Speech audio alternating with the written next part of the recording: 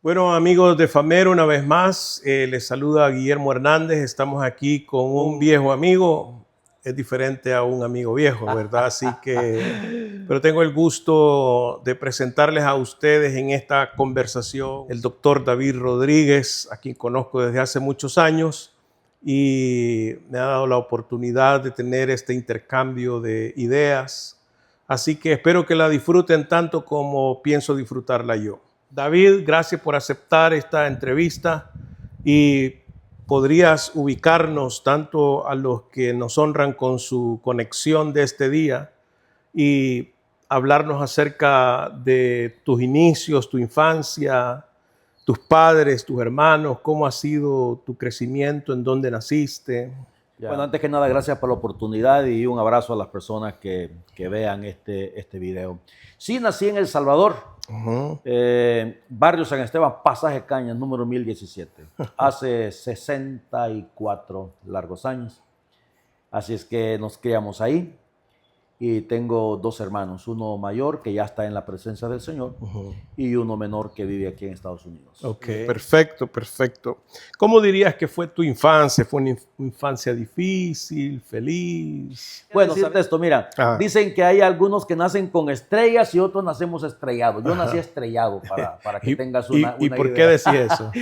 Bueno, porque no fue una infancia de muy buenos recuerdos, que digamos, ¿verdad? Era muy chamaco y bueno, mi mamá salió embarazada de mi hermano menor. Entonces estaba mi hermano mayor y yo. Entonces, cuando ella sale embarazada, ella se va de la casa con mi hermano mayor y a mí me deja con mis tíos y con mi abuela. Ok. ¿Verdad? Pero mis tíos y mi abuela, yo nunca me vieron quizá como parte de la familia, sino como un niño pues que dejó aquí la mamá, pues, porque no podía llevárselo. Yo me acuerdo que yo le decía a mi madre que por qué no me llevaba con ella. Me decía, no, porque no puedo sostenerte, no tengo dinero, no tengo, pero aquí te van a dar de comer, aquí vas a tener un techo. Y me dejaron ahí. Mis tíos trabajaban en asuntos comerciales, tenían tiendas y esto, entonces prácticamente yo era un trabajador. Desde muy temprana edad yo trabajé duro en la casa. Y luego mis primos, pues, verá que tú conoces, ellos eran los favoritos, obviamente, de mi abuela y eran los hijos de los tíos, pues. Así es que ya te puedes imaginar. Entonces había una gran cantidad de cosas. A ellos no mucho les gusta que yo cuente estas cosas, pero eran la realidad. Por ejemplo, yo no podía abrir la refrigeradora.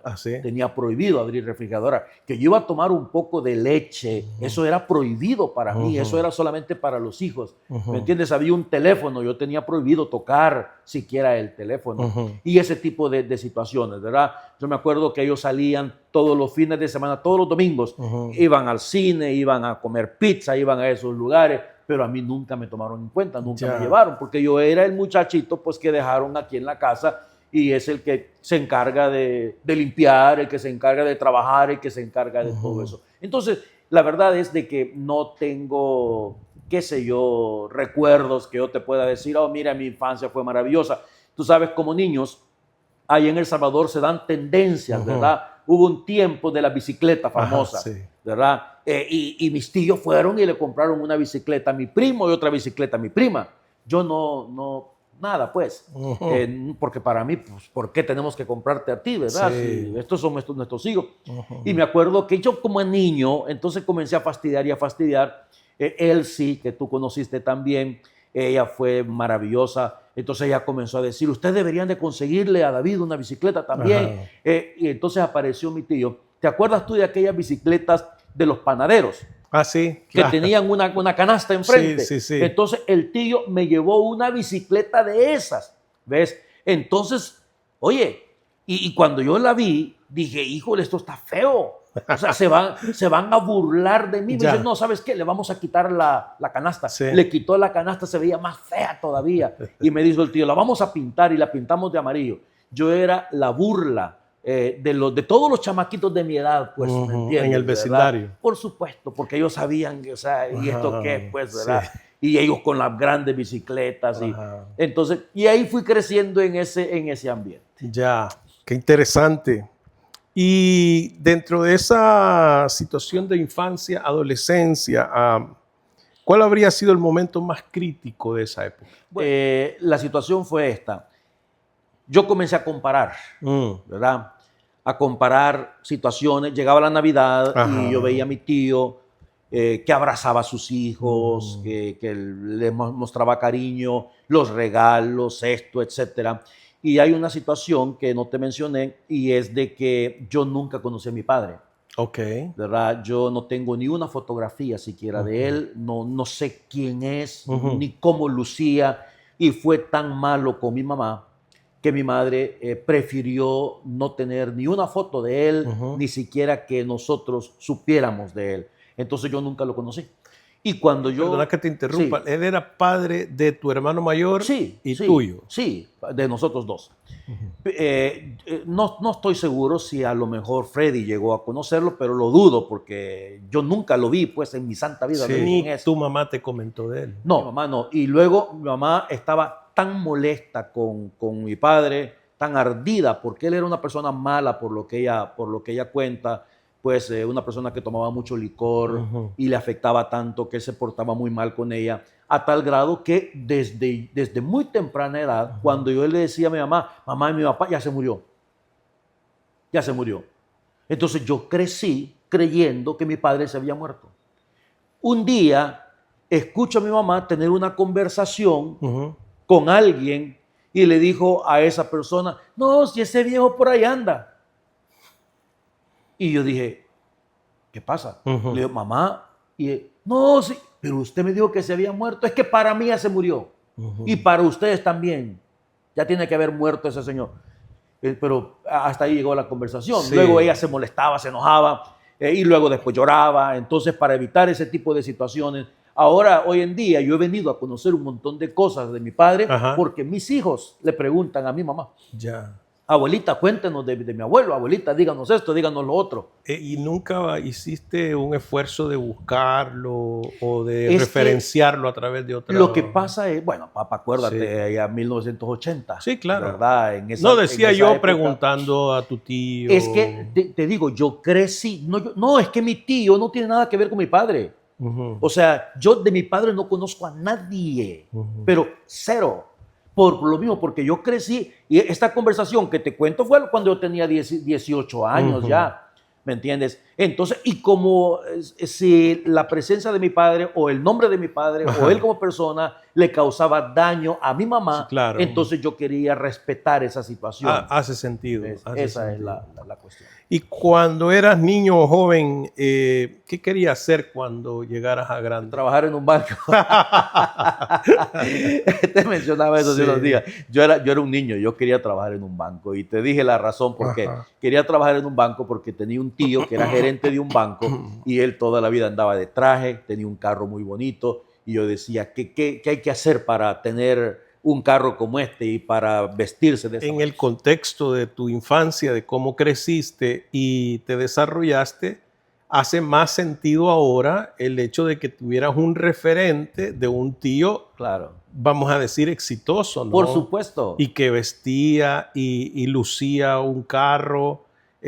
Puedo entender mucho mejor ahora. Claro. Y luego, no solamente eso, sino el hecho también, que le doy gracias al Señor, de que a esa temprana edad tú vas marcando el camino de lo que te gusta, de lo que te gustaría hacer y cómo te gustaría que fuera tu vida. Claro. Porque hay otras personas que puede causar una reacción inversa, ¿verdad? O gente que no le importe, pues, ¿verdad? Esto es lo que me tocó. Sí, o echarse a perder, ¿no? O sea, en el sentido de que ¿para qué vine a este mundo? Etcétera, etcétera. Pero en mi caso no. Yo vi eso y yo te decía a ti, hablé con mi tío y yo le dije, tío, yo quiero trabajar en un banco cuando yo sea grande. Entonces él me dijo, estudia. Cuando te gradúes de bachiller, hablas conmigo. Y te conté que el día que me gradué, yo invité al tío a venir. Vino él con mi tía y estuvieron ahí. Y cuando me entregaron a mí el diploma, yo fui directamente donde él y le dije, aquí está. Y se puso a reír y me dijo, ven a buscarme el lunes y platicamos. Esa semana tenía trabajo. Es muy interesante, ¿no? El desarrollo de la vida de todos nosotros, por supuesto. Pero en tu caso, pues, hace mucho más sentido lo que estás contando ahora. ¿Cuándo y cómo descubriste el llamado a seguir a Jesús? Bueno, volvemos otra vez a lo mismo. Sí. Fue un 17 de junio que se celebra en El Salvador, Día del Padre. Sí. Ese día nos invitan, cualquiera diría por casualidad era Día del Padre, por casualidad. Vamos a la iglesia y el pastor, el hermano Toby, predica un sermón que se llama Dios el mejor Padre. Wow. Por eso es que yo sé que hay mucha gente que dice, yo no me acuerdo cuando recibí a Cristo, no, pero yo sí porque marcó mi vida. Sí. Entonces yo estaba en la punta de la silla escuchando, ese es mi padre del que están hablando ahorita. Y Dios es el mejor padre, y aunque tu padre y tu madre te hayan abandonado, Jehová te recogerá. Y no, cuando el pastor hizo la invitación para recibir a Cristo como su padre, yo fui el primero como que tenía un resorte y le entregué mi vida al Señor. Tenía 17 años en ese entonces. De verdad que ahora en la secuencia de lo que estás comentando, de verdad que hace mucho sentido todo el desarrollo de tu vida. ¿Y en qué época sentiste el llamado al pastorado? Bueno, te soy honesto, nunca sentí un llamado al pastorado. Ok. Pero tengo tan presente en El Salvador que el pastor anunciaba el colegio de teología, el colegio de teología. Entonces un día la matrícula va a ser tal fecha y yo llegué y habían mesas por aquí, mesas dependiendo de las materias que tú ibas a tomar. Y yo estaba haciendo fila para matricularme, la historia del cristianismo fue la primera clase que yo tomé. Okay. Y yo estaba haciendo fila y yo comencé a escuchar que una de las preguntas que hacían los hermanos que estaban detrás de la mesa, ¿por qué quieres estudiar teología? Porque quiero ser pastor. ¿Por qué quieres estudiar teología? Porque quiero ser pastor. Y el otro, quiero ser pastor, quiero ser pastor. Y me entró una aflicción a mí en ese momento. Ajá. ¿Ves? Y cuando yo llegué, me dijo, ¿por qué quieres estudiar teología? Y le dije, porque quiero conocer de la Biblia. Eso fue lo que dije, quiero conocer. ¿Usted no quiere ser pastor? Le dije, no, yo quiero conocer la Biblia. Yo quiero trabajar en un banco, Lito. Ya trabajaba ahí. Ajá. Ya trabajaba en el banco cuando llegué ahí. Así es que esa fue la situación. Y luego, y yo le doy ese consejo a algunas personas que dicen, es que yo no siento ese llamado, usted comience, ¿verdad? Que fue lo que yo hice. Y en el camino me fui enamorando de la palabra, del ministerio, de las almas, y ahí tú te vas dando cuenta cómo el Señor te va guiando. ¿Y qué dirías que ha sido el mayor desafío para cumplir ese llamado pastoral que fue desarrollándose, lo fuiste experimentando en la medida que conocías la Escritura? Bueno, el desafío mayor, me atrevería a decir, en el ministerio, pienso que es el hecho de que tú quieras, como pastor, tratar de vivir una vida sin cometer errores. Ese ha sido el desafío más grande. Por el hecho de que la realidad misma te dice, ves, que lo vas a cometer. A mí no se me olvida una ilustración que yo escuché de un profesor de seminario, R.C. Sproul, no sé si tú has escuchado de él, que R.C. Sproul te dice, mira, entre el hoy y el cielo, el camino está lleno de huevos. Y él dice, entre el hoy y el cielo, te vas a parar en algunos de ellos y los vas a quebrar. Es decir, vas a cometer errores. Claro. Pero, sin embargo, cuando yo escucho a ciertos predicadores, que voy a reservar el nombre para evitar cualquier situación, que te ponen la barra extremadamente alta, como si ellos fueran casi la cuarta persona de la Trinidad. Entonces, cuando ellos te hablan de una santidad, de una situación de que casi tienen alas para volar, estos predicadores, yo digo, híjole, yo creo que quizás yo me equivoqué. ¿Por qué? Porque soy normal, ¿me entiendes? Entonces, siempre he batallado con la expectativa de que la gente tiene la expectativa de que tú como pastor tienes que vivir al máximo. Por ejemplo, tú sabes, la Biblia te menciona, ¿verdad? Que tienes que tener a tu familia en sujeción, ¿verdad? A tus hijos en sujeción. Yo vivo en Canadá, ¿me entiendes? Entonces, si ese fuera un requisito en realidad, que todas las iglesias del mundo te lo ponen como condición para el pastorado, nadie estaría pastoreando. ¿Me explico? Yo aprecio y le doy gracias a Dios por aquellos padres que sus hijos se someten a esto y lo otro, pero en estas partes del mundo donde nosotros vivimos hay un momentito donde los hijos te llegan a cierta edad que te dicen, hey, you know, I don't want to go to church, yo no quiero ir a la iglesia. Y la ley también los ampara, ¿no? Por supuesto, claro que sí. Entonces tú te comienzas a ir llenando de situaciones que cometiste un error por aquí, cometiste un error para allá, cometiste un error. Entonces llega su momento que dice, hijo, hermano, yo creo que quizás yo estoy en la profesión equivocada, ¿verdad? Y luego te aparecen estos predicadores, te digo, espíritus flauticos, ¿verdad? Y ese ha sido un desafío bien complicado. Entiendo. Y como acabas de decir, migraste a Canadá por causa del ministerio. Sí.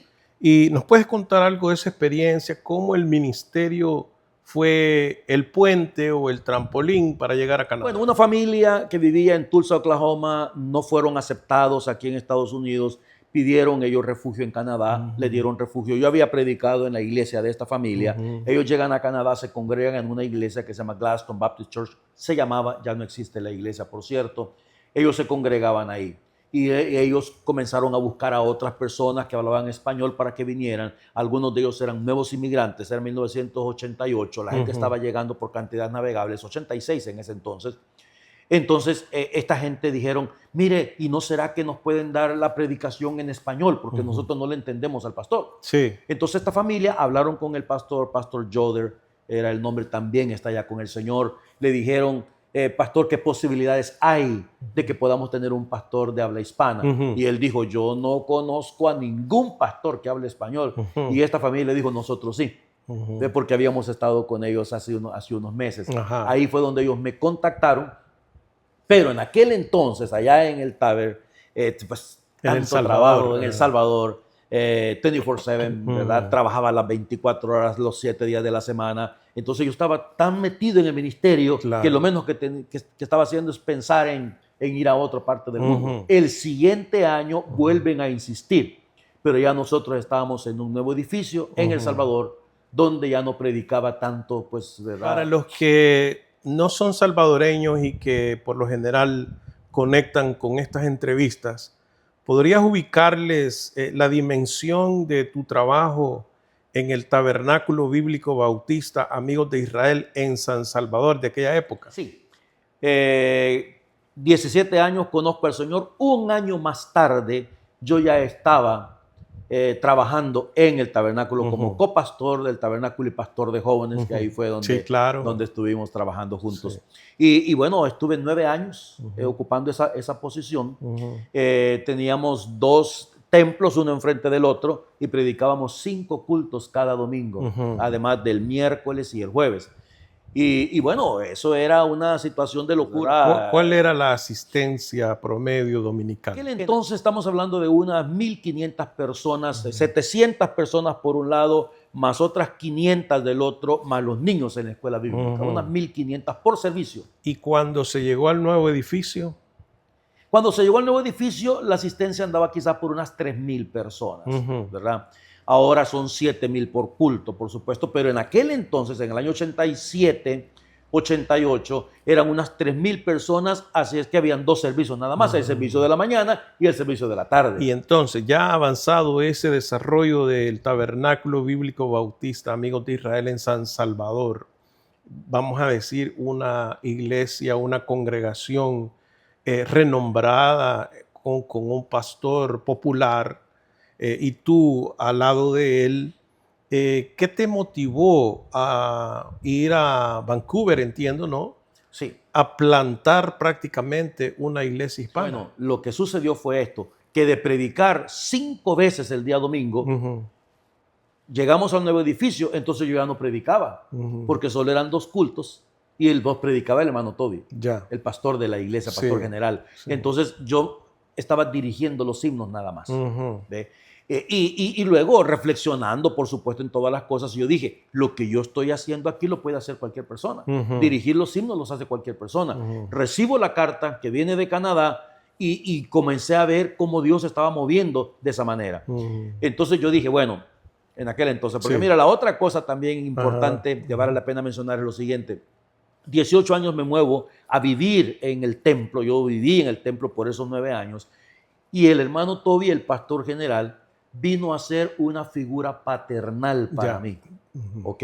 De nuevo, hace un hilo conductor en tu vida. Por supuesto, porque yo nunca tuve esa figura y entonces él era la persona que se sentaba conmigo, que me instruía, que me corregía y que me guiaba. Es decir, él lanzaba líneas, ¿verdad? Él en algún momento pensó pues que íbamos a hacer ministerio el resto de la vida, ¿no? Pero entonces todo eso yo lo fui apreciando muchísimo porque nunca lo había tenido. Nunca nadie sabía. ¿Pero tenías una deuda moral con el pastor? Por supuesto, a tal grado que te voy a decir esto. Sí. Cuando yo recibo la carta, yo lo puse en oración y en oración. Hablé con la que es mi esposa hoy de 37 años. Y fíjate, yo dije, yo voy a ir a hablar con el pastor. Yo le voy a mostrar la carta. Y si él me dice a mí, no, no te vas, no me voy. Era tanta la figura paternal que yo tenía, el apego, que se aprendía mucho ahí. La verdad es que era una escuela, el tabernáculo era una escuela. Que yo dije, si él me dice que no, yo no me voy. ¿Y qué pasa? Tú debes recordarte de algo. En las predicaciones, el hermano Toby, el pastor, decía, un día de esto yo me estaba rasurando y Dios habló conmigo. Era bien común que él dijera eso. Yo me estaba rasurando y Dios habló conmigo. Cuando yo entro a la oficina casi temblando a hablar con el pastor para mostrarle la carta que venía de Canadá y la invitación que me estaban haciendo, el pastor me dijo, fíjate David, que un día de esto yo me estaba rasurando y Dios habló conmigo. Wow. Y me dijo, David debería de hacer algo más de lo que está haciendo. Esta carta, dijo, es una comprobación de que Dios quiere que tú te vayas. Wow. Y eso fue, bueno, lo demás fue historia. Fue liberador, ¿verdad? Me imagino. No tanto eso, fíjate, porque yo tenía, ponle 26 años ya cuando salí para allá. Estaba pegado a él, él era el pastor, ¿verdad? Yo era el segundo, pero yo estaba fascinado con lo que yo hacía. ¿Tú te acuerdas? Sí, claro. Hacíamos ministerio nosotros, es decir, el pastor era el pastor de la iglesia, pero era un hombre de negocios, ¿verdad? Que él atendía sus negocios. Quien pasaba en la iglesia era yo.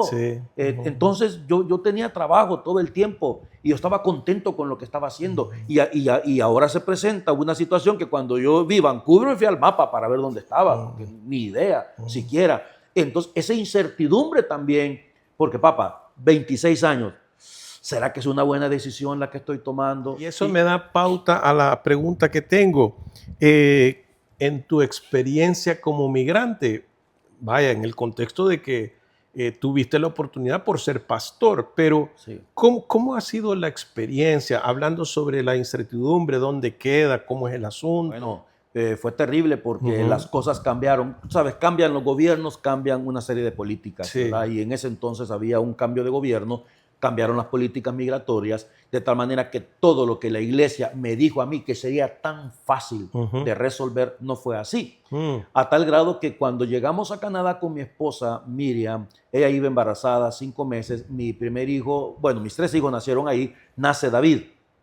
Pero se complicaron las cuestiones migratorias. Eran viajes a migración y es más, hubo ciertas cosas que teníamos que hacer, que teníamos que cruzar por ser inmigrantes, porque no teníamos estatus, cruzar la frontera a Estados Unidos y tener que ir a un consulado canadiense fuera de Estados Unidos. Y es más, una vez, lo tengo y lo he contado 100 veces a nuestra congregación, un oficial de migración nos dijo, yo veo el caso de ustedes bien complicado. Bien complicado. La verdad, yo no veo la manera que ustedes se queden en Canadá.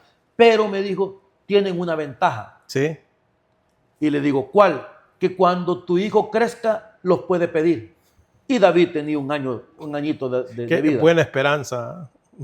¿Me entiendes? Pero papá, una vez más, tú y yo lo sabemos muy bien, que cuando Dios abre puertas, nadie las puede cerrar. Correcto. Así es que atravesamos por la misma incertidumbre, por la misma situación. Yo pensaba y decía, híjole, ¿y qué pasa si nos mandan de regreso? ¿Verdad? ¿Qué vamos a hacer? O sea, ya hay otra persona que está ocupando mi posición allá en El Salvador. ¿Qué hacemos? Todo ese montón de cosas que te pasan por la cabeza. Y luego, por los 37 años que tenemos allá, desde el año 88, hemos batallado con hermanitos, con familias, que han pasado por ahí. Algunas personas que nos honran con su conexión experimentan situaciones parecidas O quizá están pensando, diciendo, qué linda esa vida del pastor yendo a Canadá. Yo resolvería mi situación si migro indistintamente del país, ¿verdad? De Dominicana, de Colombia, de donde sea. ¿Tú recomendarías migrar? Mira, yo lo que recomendaría es que antes de pensar en ir, te voy a hablar de Canadá porque es donde yo vivo, Claro. de pensar en ir a Canadá, piénselo 2 veces y averígüese todo lo que se pueda averiguar acerca del sistema, acerca de las leyes, acerca de las reglas, acerca de todo. Porque te digo una cosa, Sí. yo conozco, especialmente tenemos en nuestra congregación cantidad de gente de diferentes países y yo tengo personas que vendieron todo en su país de origen. Porque alguien les dijo aquí, Les es pintó el cielo y maravilloso. tierra. Ajá. Sí, yo me acuerdo que Alejandro Galeano, una vez que vivió aquí en Miami, él contó esto. Dice que cuando él se vino para acá, a la vuelta de unos meses, 6, 7 meses, le habló por teléfono a la mamá. Y le dijo, hijo, dice, no me has mandado dinero. Dicen que allá en Estados Unidos barren los dólares. Y él le contestó y le dijo, sí, mamá, lo que pasa es que no he tenido dinero para comprar la escoba. Entonces, parece mentira, pero esta familia, hay gente que no, aquí es lindísimo, Sí. aquí esto, aquí lo otro, aquí allá. Han vendido todo, se han ido para allá. Migración canadiense es mucho más complicada que migración de Estados Unidos. Y otra cosa, hay una ley en Canadá, si tú viajas con tus hijos no pueden ir a la escuela si tú no tienes un estatus en Canadá. Wow. Eso es bien complicado. ¿Qué vas a hacer con tus niños? Claro. ¿Verdad? Entonces Sí. es bien importante que la gente se averigüe. Nosotros hemos hecho algunas dinámicas y hemos puesto abogados que son cristianos, hemos tenido ciertos, digamos, cuestiones educativas, ¿verdad? Sí. Porque es mucha la gente que nos escribe, pastor, yo quiero irme para Canadá, ¿cómo me pueden ayudar? ¿Qué es lo que podemos hacer? ¿Qué tenemos que hacer? Entonces hemos buscado abogados de migración que son cristianos, hemos tenido estas dinámicas por YouTube para que ellos expliquen a la gente qué es lo que hay que hacer. Implicaría hacer todo eso. No es fácil, Sí. créeme, no es fácil. Y hay personas que se desesperan. Sí. Así es que yo diría, lindo, maravilloso, Sí. encantado. Ajá. Vancouver especialmente es una belleza, pero valdría la pena que la gente se averigüe muy bien antes de dar un paso. Tómenlo en cuenta y cualquier cosa quedará un contacto, un número de contacto en la descripción de este video posteriormente. Quizá usted pueda orientarse a través del pastor David Rodríguez. Pero siguiendo con la conversación, ¿cuándo piensas, en qué momento has logrado tu mayor realización ministerial? Por decirlo en otras palabras, tu mayor logro ministerial. Fíjate que yo me atrevería a decir que el mayor logro es haber permanecido en el ministerio a lo largo de los años. ¿Cuántos años? 45 años, 37 aquí en Canadá, que vamos a cumplir 38 en noviembre, más los 9 años que estuve allá en El Salvador. Es un montón de años, 47 años. Y como tú como pastor sabes, en el ministerio quisiera decir que es fácil, no lo es. Traiciones, incomprensiones, falta de gratitud. Y lo he vivido todo. Lo he vivido todo. Desánimo, tiempos en el ministerio que sientes como que estás arando en el mar, es decir, trabajas y no pasa nada. Ves la indiferencia de la gente. Entonces, todas esas cosas que son obstáculos en tu diario caminar dentro del ministerio, yo alabo a Dios que ayer lo decía en tu iglesia, Él nos ha sostenido en medio de todas estas cosas. Y el hecho de permanecer, Dios te ha llamado a permanecer, ¿verdad? Lastimosamente algunos soldados se quedan en el camino. Nosotros quisiéramos quedarnos con cada uno de ellos, pero también hay que avanzar. Claro. Así es que yo pienso que el mayor logro... Por supuesto que es un gran logro, ¿no? El sentido de permanecer durante tanto tiempo en el ministerio. ¿Con cuántos ministerios has colaborado? Es decir, en sociedad, tu ministerio principal, entiendo, pastor del Tabernáculo Bíblico Bautista El Redentor, sí, en Vancouver, Canadá. Sí. Pero, por ejemplo, viniste a predicar a nuestra iglesia y entiendo que también has colaborado con otros ministerios, haciendo conferencias. Bueno, Dios me ha permitido estar en 42 países predicando el Evangelio, ¿verdad? Personas que de alguna u otra manera supieron de nuestro ministerio. Y, por ejemplo, estuve en Suecia, que jamás en la vida me hubiera imaginado que hay una iglesia, Nido de Águilas, allá en Suecia. Ellos me invitaron, estuve predicando en la iglesia de ellos. Resulta que mientras estaba predicando en Suecia, se comunica conmigo un hermano que había estado en Vancouver, Canadá, que vive en Finlandia, entonces de Suecia a Finlandia, y así por el estilo. Ministerios innumerables, ¿verdad? Por la gracia del Señor, pues hay iglesias que todos los años me piden que yo esté con ellos, ¿verdad? A estas alturas del partido, pues tenés que ser un poquito más selectivo, ¿no es cierto? Me encantaría ir a todos lados, pero como me lo dice mi esposa, sos pastor, no sos misionero, así es que es algo una vez al mes nada más, ¿verdad? Un fin de semana, como lo hicimos aquí en Miami, porque tenemos cantidad de responsabilidades allá en Vancouver. Pero sí hemos tenido también relación muy cercana con movimientos misioneros, ¿verdad? Con Comiván, con el mundo musulmán. Bueno, cantidad, porque nosotros somos una iglesia misionera también. Apoyamos a 24 misioneros en diferentes partes del mundo. Y cuando digo apoyamos, me refiero a un apoyo integral, no solamente de que yo te mando dinero y no me molestes. Solamente soporte financiero. No. Tenemos una familia de la iglesia asignada a ese misionero. Nosotros sabemos cómo se llama la esposa del misionero, sabemos cómo se llaman los hijos del misionero, y no solamente eso, sino que para Navidad nosotros recogemos una ofrenda especial de los varios ministerios y se le envía a la esposa del misionero. Y amenazamos al misionero que no le vaya a quitar esa platita de la señora, ¿verdad? Porque siempre es el misionero. Sí. Y luego mandamos una ofrenda a los niños, a los hijos del misionero, para que le compren a esos niños cosas.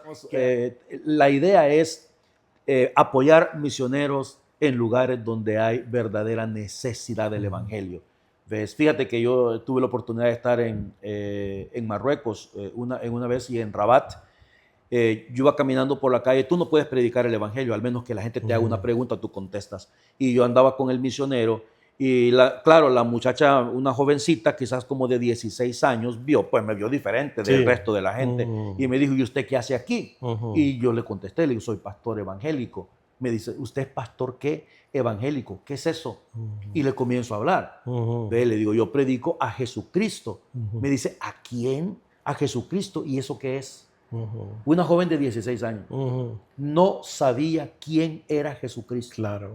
Y por medio del misionero logramos conversar con ella. Y me dice el misionero, pastor, ese es el asunto. Hay partes de este mundo, ¿verdad? Y con todo respeto, mi brother, por ejemplo, si tú me hablas de ir a ciertos países de Centroamérica, yo te digo, ¿por qué? Está bien aquellos que lo hacen, pero ¿por qué vas a ir a un lugar donde el 45% de la gente ya escuchó del evangelio? Claro. Ya escuchó. Mira, se dice que un latino, antes de morir, va a escuchar el evangelio unas 500 o 600 veces. La radio, la televisión, un amigo, un pariente, un tío, la abuela, la prima, va a escuchar el evangelio. Sí. Pero hay países como el que te acabo de mencionar, donde personas jamás han escuchado quién es el Señor Jesucristo. Entonces yo creo que hay un desbalance inmenso, ¿verdad? Hoy en día cuando se trata del mundo de las misiones. ¿Qué piensas del mandato de hacer discípulos? No, tú lo acabas de decir, es un mandato. Yo pienso que toda iglesia debe de hacer discípulos. A eso nos mandó el Señor Jesucristo, ¿verdad? Hay ciertas frases evangélicas que nosotros hemos adoptado, ¿verdad? Que no es lo mismo una profesión de fe, ¿me entiendes? Que un nuevo nacimiento. Y eso ocurre a través del discipulado. El Señor Jesucristo lo dijo claramente, ir por el mundo y hacer discípulos. Yo pienso que es un mandato que se debe tomar con la seriedad necesaria y debemos de implementarlo en nuestras congregaciones. Perfecto. El concepto del discipulado per se, es decir, expresar que es un discípulo, a veces queda limitado y vemos en el ejemplo de Jesús, a través de los evangelios, la experiencia discipular. En ese sentido, en un ejercicio de 3 dimensiones, en tu vida, ¿ha habido algún cristiano influyente en tus primeros pasos? que marcó positivamente tu caminar espiritual, como para decir, a mí me parece, así como tu tío cuando lo veías en el banco y decías, esa debe de ser una buena vida? A la misma comparación, ¿conociste en tus primeros pasos cristianos a alguien que te inspiró y dijiste, esta persona me parece que es un buen modelo para seguir como cristiano? En mis primeros pasos en la fe, obviamente, pues la iglesia, ¿verdad? El hermano Toby, que estuvo muy, muy cerca con él.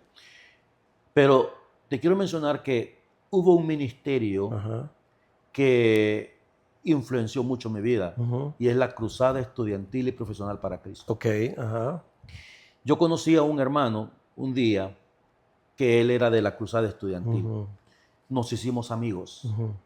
¿Ve? Y entonces él un día vino a mi oficina, yo siendo ya el copastor de la iglesia, y me dijo él, me presentó el programa de la Cruzada, que era transmitir vida. Discipular es transmitir vida. Entonces, él me presentó el programa y comenzamos a tener el discipulado. Él venía una vez a la semana a mi oficina y me marcó. Me marcó porque ellos son bien capacitados, y había veces que él llegaba con su libro, su Biblia y toda la cuestión, y la ponía en mi escritorio, y me veía y me dice, está bien cargado. Hoy no vamos a tener el estudio. Hablemos, platiquemos. Y en medio de la conversación te decía, ¿te puedo interrumpir un momentito? Sí, déjame orar por ti. No, hombre. Entonces... experimentaste un acompañamiento. Sí. Ya, sí. Okay. La verdad es que, y lo digo donde quiera que voy, menciono esta situación, ¿verdad? Y nada más había, claro, pues yo era copastor de la iglesia, una situación nada más que no encajaba conmigo, una de la cruzada. Y es el hecho de que en aquel entonces, ignoro hoy, ¿verdad? Pero en aquel entonces había una idea como que no era necesario que tú tuvieras que pasar tanto tiempo en la iglesia, porque tú eres un discipulador. Y para poder hacer eso no es necesario que estés sentado en una silla escuchando. Entonces eso era lo que iba en contra. Pero aparte de esa idea, el resto, fabuloso. Sí. Y ahora en la actualidad, tu gestión discipular, ¿estás rindiendo cuentas con alguien? ¿Estás inspirando a una persona específica o a varias? Sí. Más o menos como lo que hicieron contigo en aquel entonces. Bueno, mira, hay varios pastores que me ven como su mentor, el coaching que hemos venido hablando, ¿no? Últimamente, por cuestiones de enfermedades y esto, y tiempo y preparación, poco a poco he tenido que ir soltando algunos de ellos, pero sí tengo pastores con los que nos comunicamos todas las semanas, y están siempre, son pastores jóvenes, algunos de ellos se encuentran en lugares bien lejanos, no tienen a otro pastor cerca de ellos, y siempre están consultándote cómo hacer esto, cómo hacer situaciones por las que están atravesando. Y luego también he predicado en varias iglesias de pastores que están en momentos críticos de su ministerio, ¿verdad? Donde pues los diáconos ya quieren deshacerse del pastor, una cantidad de situaciones. Y esta gente, pues si tú llegas en el momento apropiado con ellos, claro, pues te toman cariño, ¿verdad? Sí. Y de una u otra forma tú ejerces alguna influencia espiritual en la vida de ellos. ¿Y cómo te ves de aquí a 5 años? Entiendo que estás en 64 años, cercano a los 65. Sí. ¿Cómo te ves de aquí a 5 años en ese estilo de vida discipular? Bueno, ¿cómo me veo? No como me quisiera ver, ¿verdad? Porque me quisiera ver en las Bahamas, me quisiera ver en algunos lugarcitos que no conozco. Pero me veo en el mismo lugar. Estamos en estos días, estamos tomando decisiones que van a marcar el rumbo de nuestra iglesia, como te mencioné ayer que hablábamos. Nosotros no tenemos templo.